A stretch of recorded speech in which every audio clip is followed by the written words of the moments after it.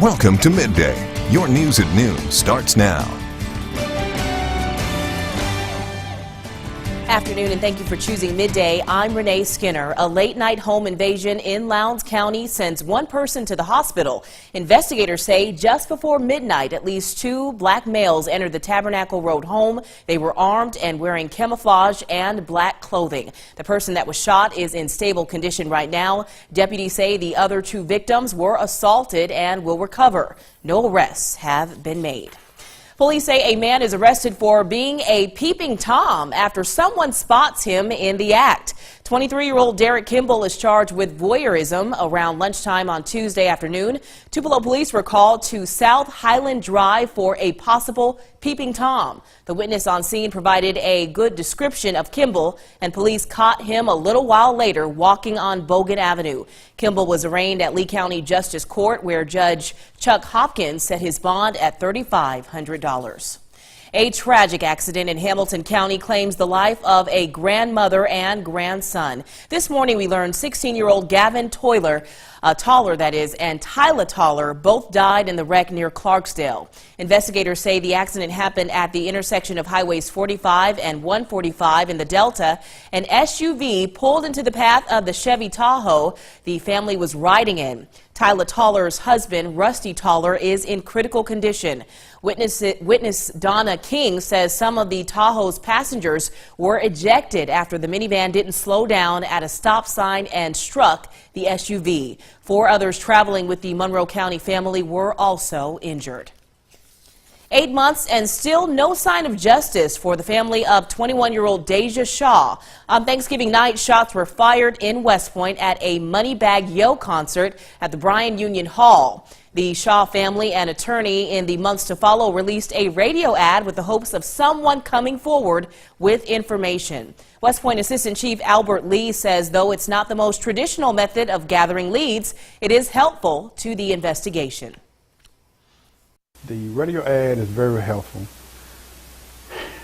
As long as we can keep this fresh in the community eye to let them know that we are not sitting by the wayside, we're not letting it become what they call a cold case, and that we are going to pursue it wherever it may take us. If you have information and would like to remain anonymous, call Golden Triangle Crime Stoppers. The flooding issue is being resolved for Starkville's new police department headquarters. Originally, the grand opening for the building was set for June, but a water leakage problem has put the plans on hold. To make sure something would be done, the Board of Aldermen and Mayor Spruill met with Weathers Construction last night to completely rid the water from the basement. I just told him we appreciate what you're doing, but it is totally unacceptable to the citizens of the city of Starkville for there to be any water seeping or flooding on the floor of our brand new renovated police station. Crews put in a sump pump in the basement to prevent future flooding situations. The completion date is set for August 11th.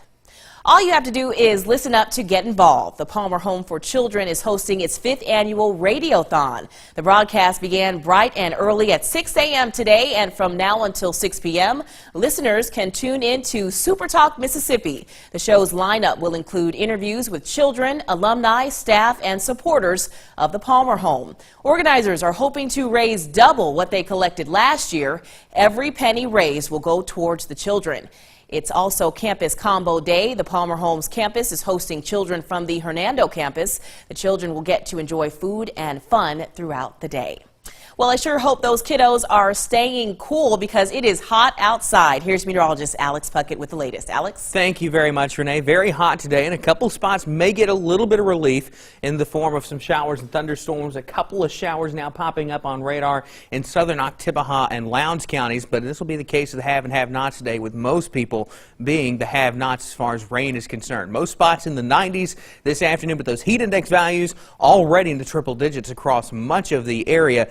As we go through the rest of the afternoon, those temperatures are going to continue to climb into the upper 90s with heat index values in the mid 100s. Renee? All right, Alex, thank you for that update. Tupelo police make 2 arrests in an armed robbery, and one of them turned out to be the victim. Arsenio Banks and alleged armed robber 16-year-old Justin Weatherspoon are in jail on separate charges. Banks initially told police he was robbed at gunpoint with his child in hand. He says he chased after Weatherspoon and another suspect until the suspect shot back at him. TPD says evidence shows Banks had been armed when he ran after the suspected robbers and fired at them, all while holding his child in his arms. Banks was charged with felony child abuse, misdemeanor possession of narcotics, and a probation violation. His bond is set at $3,500. Weatherspoon has also been arrested. He has previously been certified as an adult through circuit court. His bond is set at $100,000. This incident remains under investigation. A beautiful ceremony honoring a fallen agent took place at the Tishomingo County Sheriff's Department yesterday. It was to honor fallen Mississippi Bureau of Narcotics agent Lee Tart. Tart lost his life in Tishomingo County in February of 2016 while responding to a 6-hour standoff that ended in a shootout. To honor his legacy, the Sheriff's Department dedicated a memorial plaque and a flagpole in his name that now sits in front of the department.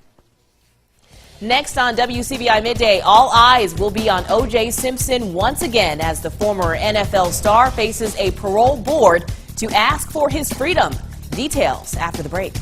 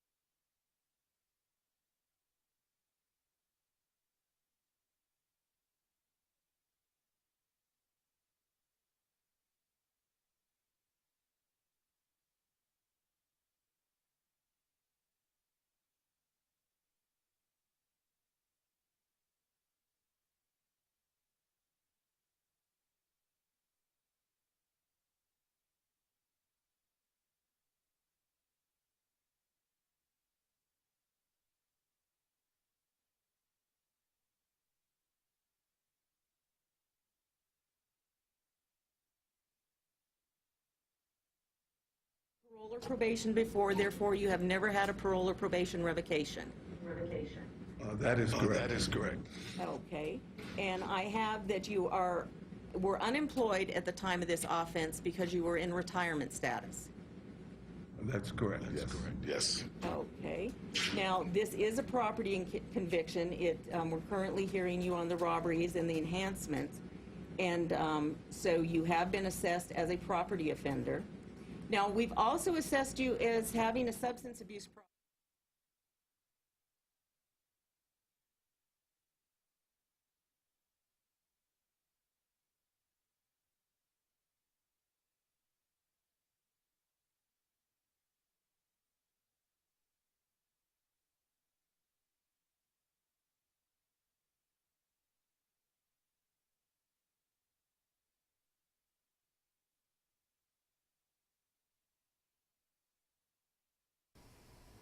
It's a story that's going on right now as we speak. After nearly 9 years in a Nevada prison, O.J. Simpson is facing a parole board today to ask for his freedom. Simpson is serving time for the armed robbery of sports memorabilia dealers. Chris Martinez has the details from outside the courthouse in Carson City. Dozens of news crews and media outlets have converged on Carson City, Nevada for O.J. Simpson's long-awaited parole hearing. The NFL Hall of Famer will appear through video conferencing from prison in Lovelock, about 2 hours away. Simpson has served nearly the 9-year minimum of his 33-year sentence for the armed robbery of 2 sports memorabilia dealers in a Las Vegas hotel room. Today, he'll personally appeal for his release. Usually what they want to hear is, I'm sorry. Legal analyst Lori Levinson has covered Simpson since he was charged and later acquitted of the 1994 double murder of his ex-wife Nicole Brown Simpson and her friend Ron Goldman. If it doesn't fit, you must acquit. That murder trial can't be considered by the parole board in this case. They'll instead evaluate Simpson's behavior in prison, his age, and whether he could be a risk to the public. The board may also hear from some people who support Simpson's release, but experts say board members have likely already made up their minds. In 2013, the same board granted Simpson parole on some of the charges, but he still needed to serve 4 more years. How surprised would you be if he was not granted parole? If he's not granted parole, I think there's going to be a lot of scrutiny on this parole board, and they're going to say you treated him wrong or you treated him unfairly because he was OJ. If parole is granted today, Simpson could be released in early October. Chris Martinez, CBS News, Carson City, Nevada. Now, if you would like to watch the hearing live right now, you can just go to cbsnews.com, but no one is set to speak against his release during today's hearing. Even the prosecutor who sent Simpson to prison is expected to support his parole.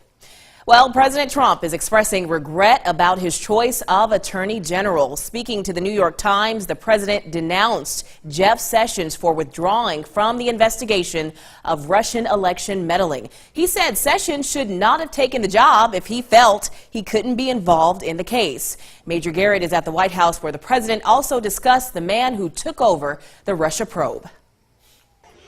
I am pleased to endorse Donald Trump for the presidency of the United States.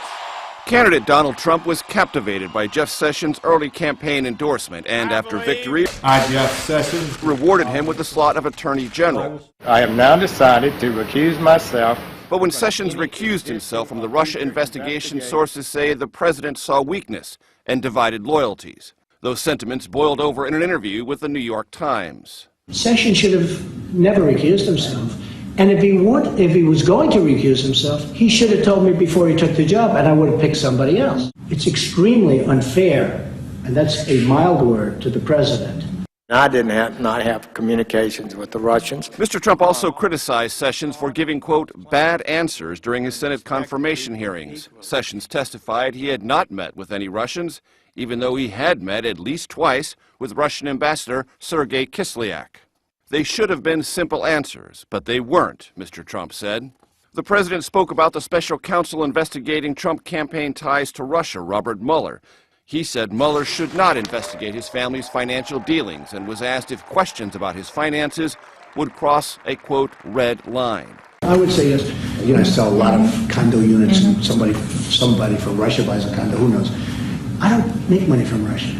The president also addressed his previously undisclosed conversation with Russian President Vladimir Putin at the G20 summit. It was not a long conversation, but it was, it could be 15 minutes, just talked about things.